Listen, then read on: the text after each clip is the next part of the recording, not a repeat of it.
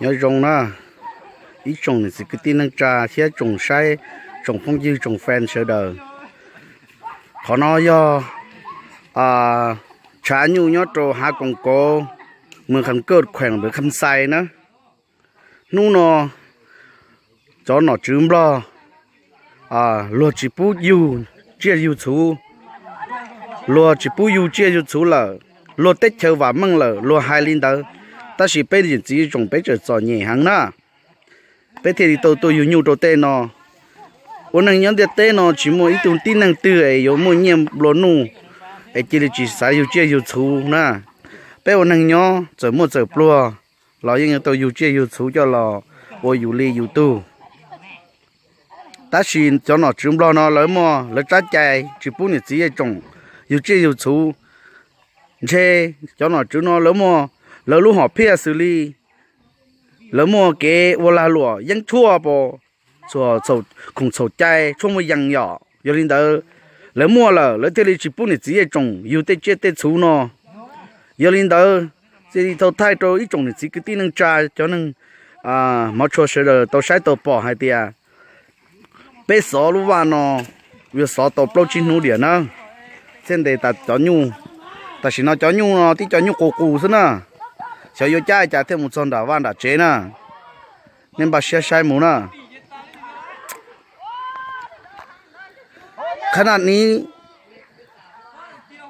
ท่านกำลังเบิ่งหุ้งภาคหรือคลิปวิดีโอที่รัฐบาลเราบอกให้ประชาชน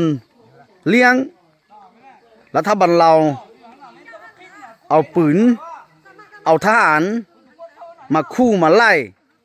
คือตัวซักคือตัวหมูเนาะรัฐบาลบ่มีแผนการวางแผนให้ประชาชนหากินซึ่งในการเลี้ยงสัตว์ผู้ฝังต่างๆแต่รัฐบาลเดี๋ยวนี้รัฐบาลอิงไส้และอิงไส้อ่านการค้าขายเฮโรอีนกัญชาหรือสิ่งที่ผิดกฎหมายเนาะเพิ่นบ่ฮันเนาะแต่พวกเฮาประชาชนอยู่เมืองคันเกิดนี้รัฐบาลบ่ได้เอาใจใส่หรือว่าบ่ได้อนุญาตใดๆทั้งสิ้นเลยคันภายในเดือน4นี้คันรัฐบาลเราวันแผนมันคันประชาชนบ่เอางัวออกนี้จะได้ถูกปักหมาย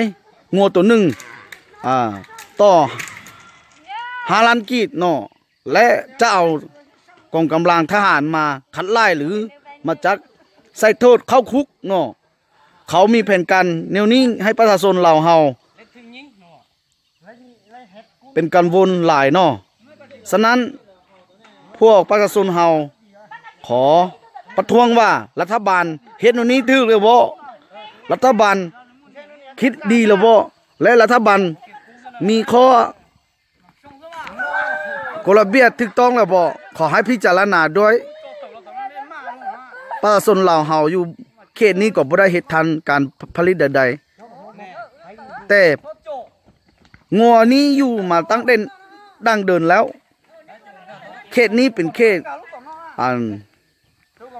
พวกเฮาอยู่มาตั้งแต่เดินแล้วแต่รัฐบาลอยากได้ดินดอนตอนหญ้าแห่งนี้เนาะเป็นของรักฉะนั้นจึงเอาปืนเอามีดมาไล่มาจักมาคู่ประชาชนให้ยาอำนาจของรัฐบาลเนาะฉะนั้นพวกเฮาจึงได้เอางัวออกโดยรัฐบาลบ่ได้เอาใจใส่เลยพวกเฮาหรือข้าพเจ้าขอให้รัฐบาลลาวนี้คิดให้ดีและมีข้อระเบียบมีข้อดำรงชีวิตให้ถูกต้องตามหลักการของประชาชนลาวที่ของประชาชนลาวเนาะรัฐบาลลาวนี้คนคิดให้ดีเด้อการต่อสู้ปฏิวัติหลาย100 ปีหลาย10 ปีมานี้ก็แม่นประชาชนเฮานี่ที่ต่อสู้ต้านพวกจักรพรรดิอเมริกาเนาะเดี๋ยวนี้รัฐบาลบ่เห็นคนปองดองเลยว่าคนสามัคคีของหลายๆชนเผ่าเนาะรัฐบาลเรานี่มีเงินผลิตเงินได้แล้วบ่จึงอยากเก็บเงินให้ประชาชนเฮาบ่จึงบ่ให้เลี้ยงงัวเนาะ แต่ที่จริงแล้วรัฐบาลลาวเฮานี่เห็นแก่ตัว เห็นแก่ตัวโดยบ่ได้นำพาประชาชนในทางที่ดีในทางที่ถูกต้องคันผู้ใดเอาเงินใส่เอาเงินจ้างนี่รัฐบาลจะอนุญาตไวที่สุดถ้าหาก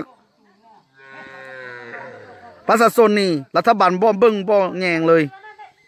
ไปฮอดนี่ฮอดบ่เหลียวเบิ่งจักน้อยเลยนะเฮ็ดในนี้ถึกหรือบ่รัฐบาลคนคิดให้ดีคนปฏิบัติให้ดีนำพาประชาชนให้อยู่ยินเป็นสุดเด้อรัฐบาลเรานี่คิดซัวหลายเนาะ